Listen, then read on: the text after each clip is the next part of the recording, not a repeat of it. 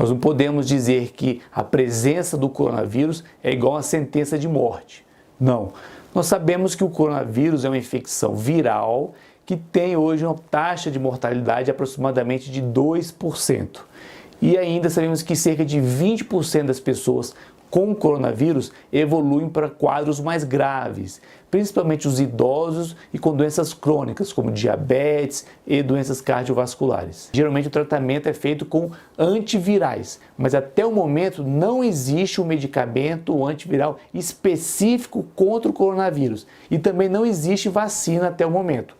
Hoje, o que são utilizados são medicamentos sintomáticos para controlar a febre, o mal-estar, oxigênio, são sintomáticos e não um medicamento específico contra o coronavírus. Enquanto nas regiões sul e sudeste, os meses a partir de final de novembro até o mês de maio, nós temos o período de verão, aqui na região norte, nós temos o período das chuvas, que nós chamamos de inverno amazônico.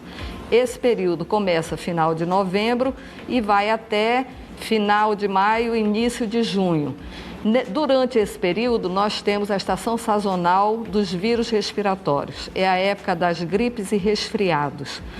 E nós temos tradicionalmente o aumento de doenças como influenza A, H1N1, influenza B, vírus sincicial respiratório, metapneumovírus, adenovírus e outros vírus respiratórios. Realmente, ontem eu tive uma perda muito grande, faleceu a minha madrasta, ela internou há cerca de uma semana no hospital, com claros sintomas de pneumonia, testada negativamente para o Covid-19, teve suas dificuldades em localizar uma UTI específica para o caso dela de pneumonia, e na sequência ela acabou sendo vitimada por 3 infartos, o que levou a óbito. Incrivelmente, nós temos leitos de UTI para Covid, mas não temos mais leitos de UTI para nenhuma outra doença. Se você sofreu um AVC, se você sofreu um infarto, muito provavelmente você vai ter dificuldade de encontrar um leito para te atender nessa necessidade, porque hoje colocaram, parece que todos os leitos à disposição do Covid, e esqueceram que as pessoas podem morrer de outras doenças também. Mas o que surpreendeu depois é que queriam que o atestado de óbito dela fosse por Covid-19. Já me causava dúvidas essas estatísticas de Covid, e agora não tenho a menor dúvida que agora eu gostaria muito que fosse feita uma CPI mesmo dessas mortes, para que a gente pudesse saber quantos casos, quantas pessoas foram obrigadas a assinar um atestado de Covid-19 e a pessoa tinha um outro sintoma. É lamentável. Então, isso está acontecendo. E além de outras mortes, né, pessoas morrendo por neurisma, por infarto ou derrame cerebral, acidente, queda, também estão atribuído à Covid-19. Mas é uma política que a gente vê que pretende denegrir ao máximo o atual governo do Jair Bolsonaro, pretende desgastá-lo ao máximo, só que usando a tristeza das pessoas para poder fazer isso. Acredito eu que isso deve estar espalhado, pelo menos pelos estados que querem realmente manchar a imagem do governo. Lá em março, quando o próprio presidente, junto com, na época, o ministro da Saúde, eles tentaram ditar as regras, o próprio Supremo já ceifou essa possibilidade e disse que eram competentes os governadores e os prefeitos. Então, alijou praticamente o governo dessas decisões. Infelizmente, isso foi essa decisão, esse poder, essa autoridade que o governo federal tinha foi sepultado pelo Supremo Tribunal Federal. Então, ficou o quê? Ficou realmente nas mãos dos governadores dizer o que querem para os seus estados. E aí a confusão, cada estado teve um cenário, e a gente vê hoje, Zé Maria, que em apenas 7 estados do país, em 7 estados nós temos 82% das mortes. Os outros 20 estados estão tranquilos. Então o que está acontecendo nesses 7 estados? Agora a curva em junho, há anos anteriores, ela aumenta, porque ela tem um aumento de mortes com pessoas que estão aí com problema de pneumonia, com problemas infecto-respiratórios e tudo. Os anos anteriores, todos esse tipo de morte aumentaram por coincidência ou não, o número foi abaixando, está abaixando, e o Covid aumentando. Quer dizer, a gente está trocando pneumonia por Covid-19. O número de pneumonia todo ano é igual, não tem muita diferença. Por quê? Porque no inverno as pessoas têm problemas respiratórios. Esse ano foi o contrário, pneumonia caiu e Covid aumentou. Isso me cheira alguma coisa de jogo de pôquer, né? Aí, assim, focam só numa determinada doença. Gente, a gente precisa dar prioridade? Precisa. O vírus é um vírus perigoso? É um vírus perigoso. Mas o pânico, ele não ajuda ninguém. O Brasil, muitas das mortes que nós temos agora, é o seguinte, pessoas estão morrendo de infarto porque tem medo de ir para o hospital. Está com dor no peito? Não vou porque eu vou pegar Covid, então não vou para o hospital. Aí o coração vai piorando, aí o infarto. A pessoa que está com um problema de dor de cabeça não vai para o hospital porque tem medo de pegar, aí tem um aneurisma, um derrame cerebral, morre. Nós sabemos que existem diversos tipos de vírus em todo o mundo e se compararmos, por exemplo, a um outro tipo de vírus, o vírus Ebola, esse vírus é muito mais grave e com maior taxa de mortalidade. Então, se comparado ao coronavírus. Então, o coronavírus não é o vírus mais perigoso do mundo. E também aqui nós vemos o número de mortes por tudo. Olha onde situa o coronavírus. Aqui, entre todas as pandemias que nós tivemos no mundo até hoje, inclusive alguns atuais. HIV, por exemplo, está aqui. Tá certo? Que não tem vacina. Nós temos gripe asiática, outras gripes aí que também mostram. Então, aqui, por mortes, nós estamos aqui no mundo inteiro. Ó, existem doenças muito piores, há muito mais tempo, que mata muito mais gente, tá? Só que atinge quem? Atinge os pobres coitados. As pessoas que moram em países subdesenvolvidos, como a África, né, países da África, países do Sudeste Asiático, né, América Latina. Hoje tem 1.800.000 pessoas com essa doença nova, tá? E 113 mil mortos. Vamos ver a tuberculose. Em 2018, cerca de 10 milhões de pessoas, 10 milhões, não foi 1.800.000, 10 milhões de pessoas contraíram tuberculose no mundo. Sabe quantas pessoas morreram de tuberculose no ano de 2018? 1,5 milhão de pessoas. Eu não estou falando de uma doença que não tem tratamento, eu estou falando de uma doença que tem vacina e tem medicamento comprovado que funciona. Então, por que essas pessoas estão morrendo? O maior número de novos casos de tuberculose foi no Sudeste Asiático, 44%. Seguido por países da África, 24%, e do Pacífico Ocidental, 18%. Só país miserável. Países que passam grandes lutas. Países de corrupção, de ditadura. Países de investimento zero na saúde pública, na infraestrutura, na água, no esgoto. Essa é a realidade dos fatos. Os números são muito fortes em relação a isso. 1,5 milhão de pessoas. Escuta só, no mesmo ano no Brasil, 72 mil pessoas foram diagnosticadas, 72 mil por tuberculose, e 4.500 pessoas já morreram em decorrência da doença aí em 2018. Isso eu só falei da tuberculose, hein? A corrupção no Brasil mata mais que esse vírus novo aí. Ah, não mata não? Gente que fica sem comida, gente que vai para o hospital, fica horas sem poder ser atendido e morre na fila esperando um exame. Tá certo? Cara, as minhas orações são para que o Brasil extermine o pior vírus que tem nele, que é a corrupção. Você não tem noção a quantidade... Acho que tinha que ter uma pesquisa científica de ciência política para mostrar quantas pessoas morrem por conta da corrupção no Brasil. Você vai se assustar. Você vai falar assim, meu Deus, esse vírus é cosquinha perto do vírus da corrupção. A quantidade de pessoas que não têm atendimento médico, a quantidade de pessoas que morrem em estradas que são mal pavimentadas por causa de acidente, a quantidade de pessoas que morrem porque não têm acesso à alimentação. No início do ano, antes do carnaval, já havia sido decretado pandemia. Por que autorizaram o carnaval no país? Milhares de turistas vieram do mundo inteiro para a nossa nação. Isso, para mim, é gravíssimo. Porque, ó, cancelar o carnaval ia ser um prejuízo financeiro muito grande. Vamos falar de uma outra coisa que está aqui pertinho da gente? A malária é causada por parasitas que são transmitidos às pessoas através das picadas de mosquito fêmea infectado. A doença não tem vacina.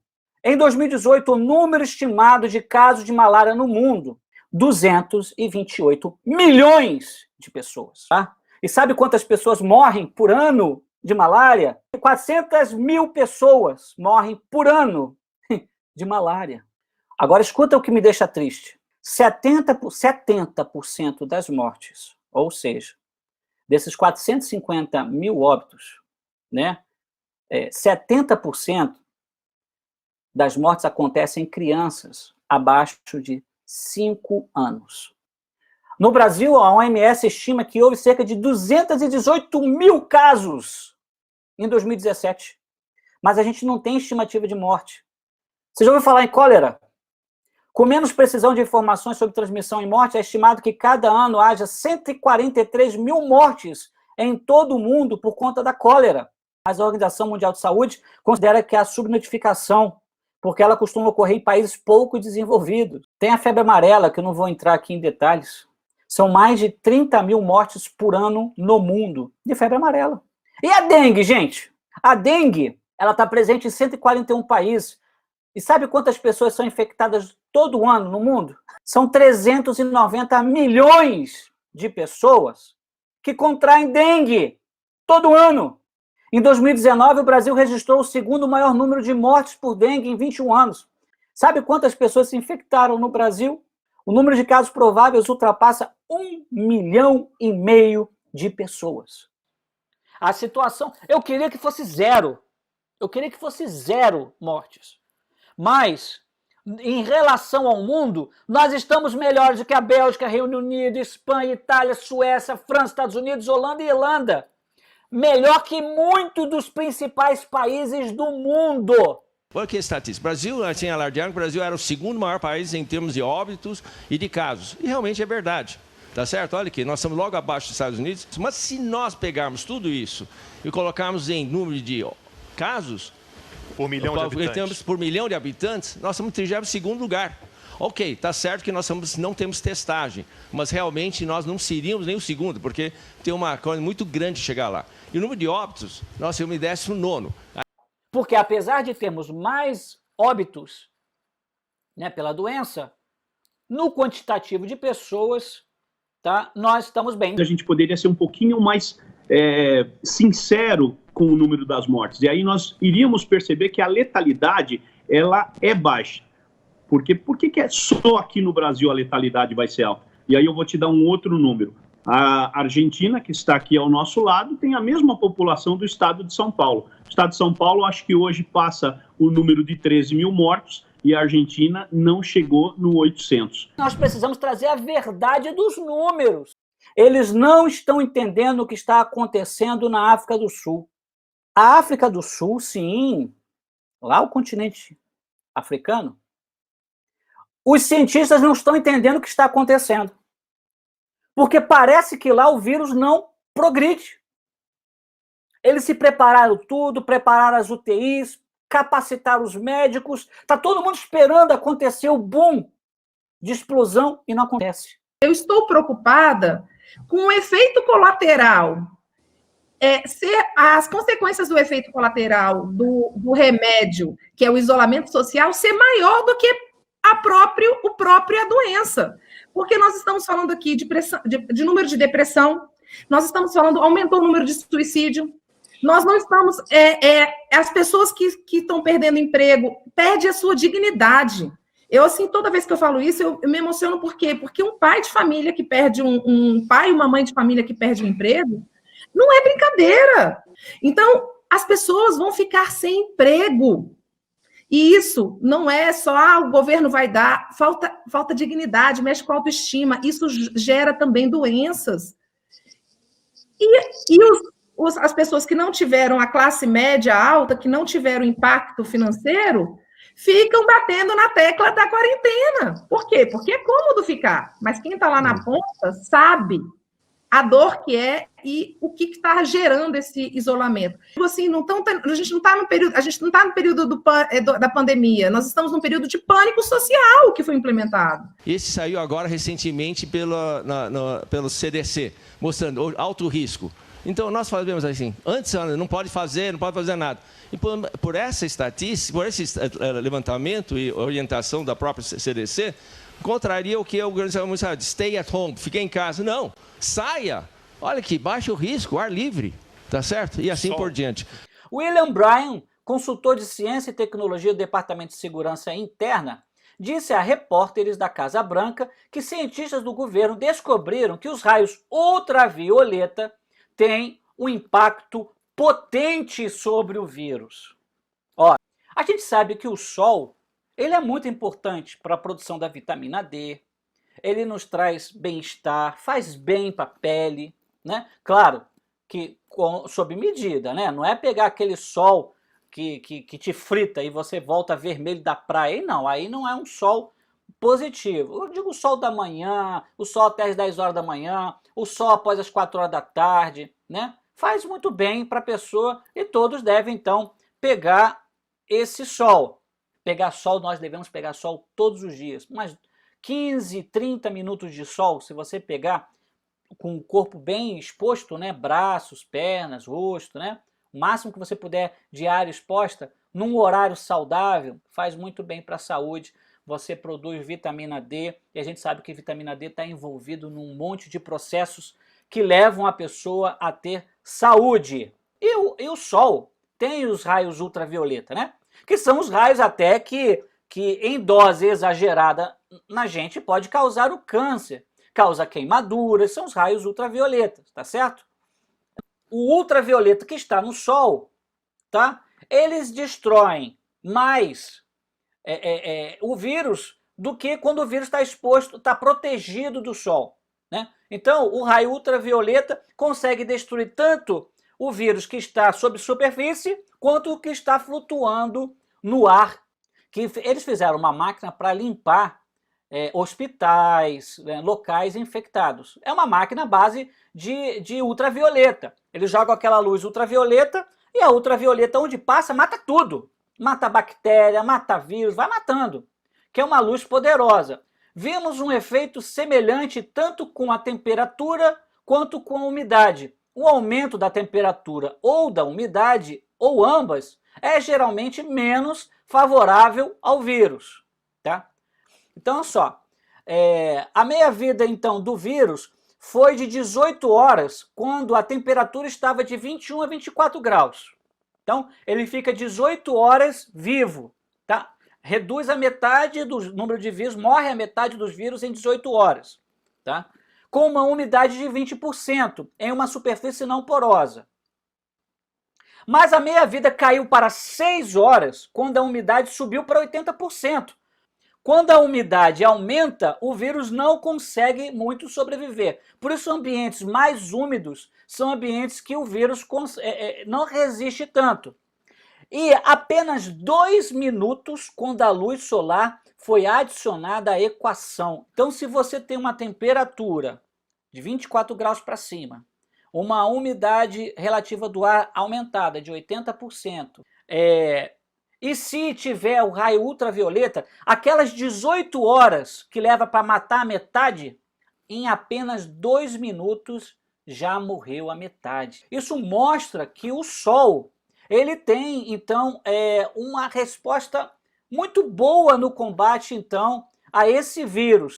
Quando o vírus foi suspenso no ar, em aerosol, então aqui eu estava falando do vírus que estava na maçaneta, né? Quando o vírus foi suspenso no ar, em aerosol, a meia-vida foi de 1 hora, com a temperatura entre 21 e 24 graus, com umidade de 20%, né, de umidade. Na presença do Sol, o tempo caiu para apenas 1 minuto e meio. Aqui não tem como discutir isso. Com 1 minuto e meio, né, numa temperatura acima de 24 graus, com uma boa umidade, o vírus morre.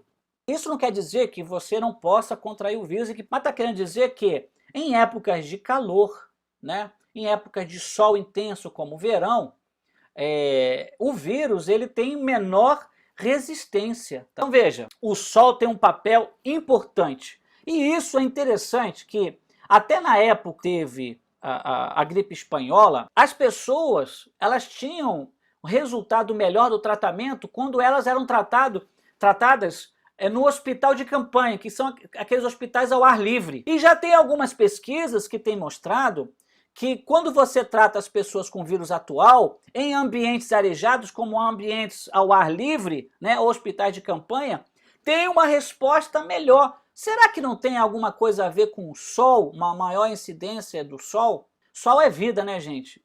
E se sol é vida, ele combate a morte. E se combate a morte, combate o vírus.